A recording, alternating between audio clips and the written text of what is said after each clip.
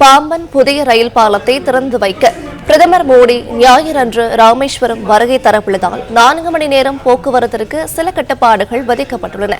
கூடுதல் விவரங்களை தருகிறார் செய்தியாளர் பிரபுராவ். வணக்கம். மேலும் விவரங்கள்.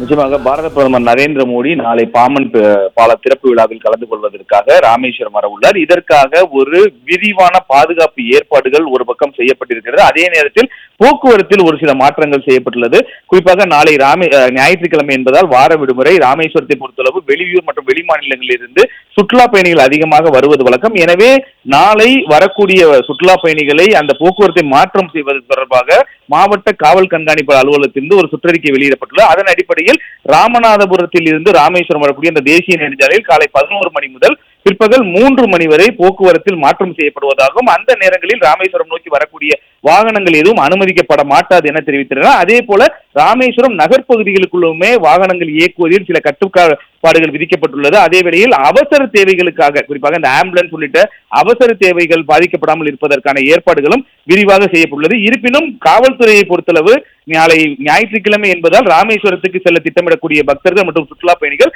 போக்குவரத்து கட்டுப்பாடுகளுக்கு ஏற்ப அந்த திட்டமிட்டு அதற்கான ஒரு வழிவகையுடன் காவல்துறைக்கு ஒத்துழைப்பு அளித்து ராமேஸ்வரத்திற்கு வந்து செல்லுமாறு கேட்டுக் கொண்டுள்ளனர். விவரங்களை வழங்கியமைக்கு நன்றி பிரபுராவ்.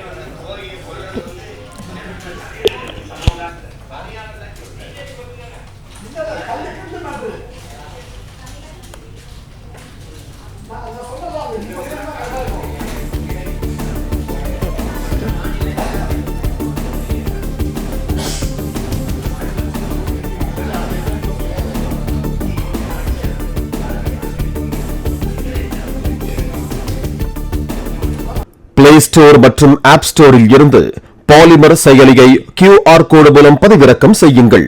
செய்திகளை உடனுக்குடன் பெறுங்கள்.